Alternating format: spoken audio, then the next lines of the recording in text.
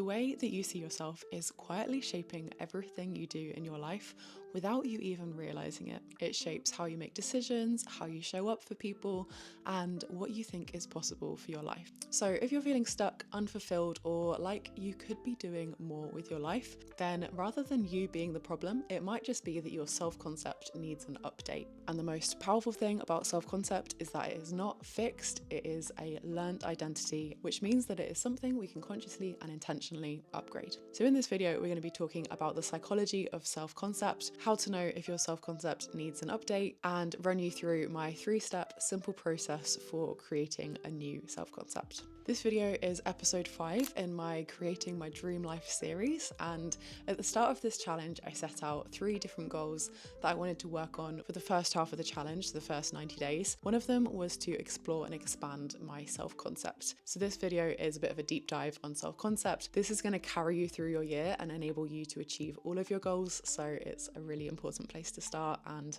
I am so excited. I've been feeling so much energy and motivation as I think about my self-concept and how I can intentionally create a better one to support myself to create my dream life, and I can't wait to talk to you all about it today. And if you want to check out any of the other videos from this series so far, you can click the playlist on the screen now, and that will take you to all of the different videos in this series. So chapter 1 is all about self-concept in its essence.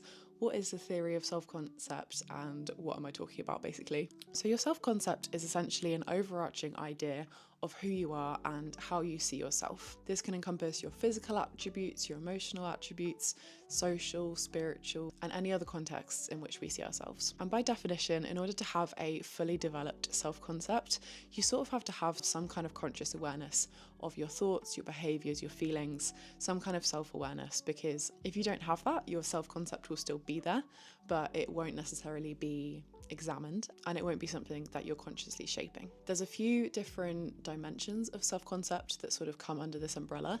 So your self-esteem, your self-worth, your self-image, your ideal self, the identities or roles that you play, particularly in social settings, and your personal traits and qualities. It's similar to your personality and your identity, but it's more how you see yourself.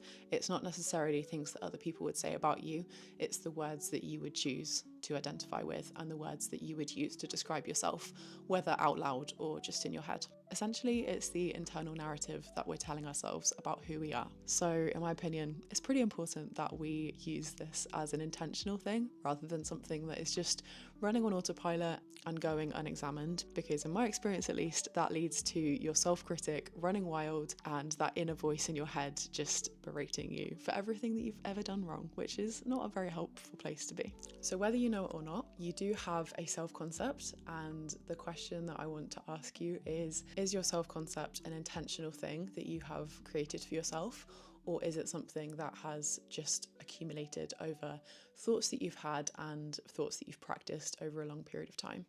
Are you intentionally shaping your narrative about who you are, or are you letting things that have happened to you in the past dictate that? So in chapter 2, we're going to be looking at how to know if your self-concept needs an update. As ever, I feel like journaling is such a useful place to start for this, because it's way easier to see your thoughts laid out on paper than it is to have them all swirling around your head. And sometimes you'd be absolutely amazed what comes out of your brain and what you actually believe about yourself when you take that time to get it from your head and down onto paper. So to do this, you can either think or write about how you see yourself in your current chapter of life, maybe how this has changed over time and whether there are outdated versions of yourself that you're holding on to that no longer reflect where you're at or who you are right now. I find it helpful to notice if there are any thoughts that are really holding me back, particularly ones that sound like I'm too much of this or I'm not enough of this. Things that are quite dramatic are good to look out for as well.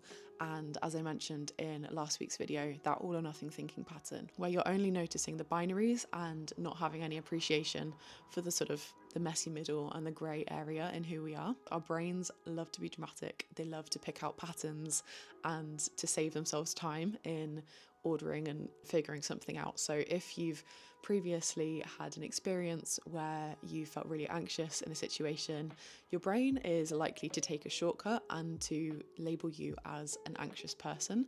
And I know that my brain has definitely done this in the past. But a more helpful way to frame this would be, I am someone who has felt anxious in the past. or even I am someone who feels anxious. And to be more specific about the types of situations that applies to, for example, I feel anxious when I'm out of my comfort zone, or I feel anxious when I'm under pressure or dysregulated. And so noticing those thoughts or those self-concept points that are really holding you back.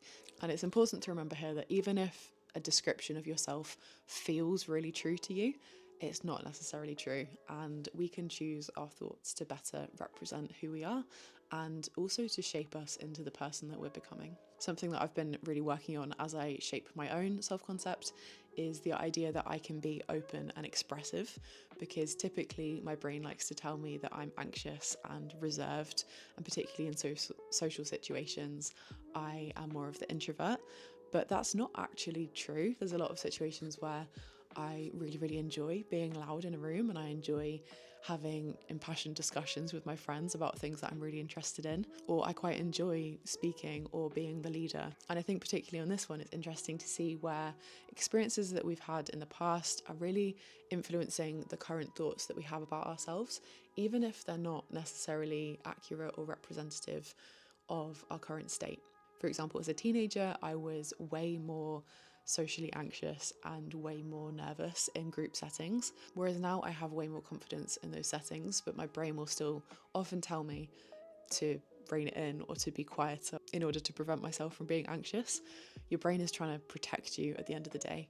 So I think it's just important to note that while these thoughts or beliefs might feel really true to us, they're not necessarily accurate descriptions anymore. So I'd encourage you to be a bit playful with this, to just freehand write out any thoughts that you have about yourself and to examine them and see if they are true and if they're helpful to you. And if you spot that there are quite a few inconsistencies in your self-concept that you have at the moment, then it might be time for an update. And that's what we're going to get into next.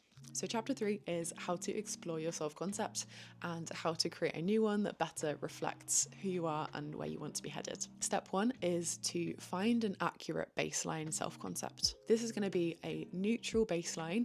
It's not pushing yourself to be really bold in how you see yourself, but it's also not accepting things about ourselves that aren't particularly helpful or that our inner critic would like to believe about ourselves. For example, rather than I'm useless at running, maybe you could use I sometimes go for runs to look after my mental and physical health. Rather than something like I can never get out of bed in the morning, I just hate mornings, to something neutral like I am better suited to nighttime or I'm a night owl. To me at least, that just feels like the pressure is all taken off, and it's so interesting to see how something that can feel quite emotionally charged can suddenly become quite neutral and something that we can build upon. This is essentially how you can stop being at war with yourself and to quieten that inner critic. And again, thoughts on paper are way less dangerous than thoughts in your head, so feel free to write it all down. Layer 2 is bringing in a bit more of a positive lens, and here I would encourage you to think about the dream aspirational version of yourself and how the person you're becoming needs to be coherent with the results that you want to create in your dream life. It's all about the identity shift here. So one fun way to explore this is to just be a bit playful about describing the things that you do in your life. If you're a writer, for example, your baseline neutral self-concept could be I'm a writer. That feels pretty unemotionally charged. But you could just as easily hold the belief about yourself that you are a masterful storyteller. And to me, that just feels like so much more rich and so much more expansive, and something that you can really build a narrative of in your head about who you are. You could also do this in terms of your social interactions and your relationships. So a neutral baseline self-concept could be I'm a good friend, whereas I am open, expressive, and a great listener to my friends, and I'm present when I spend time with them. That just feels like so much more full and rich and is a wonderful self-concept to have. So the nuance here is that self-concept doesn't necessarily have to be wrong. Once we have that neutral baseline, it's not that your thoughts and feelings about yourself are necessarily inaccurate.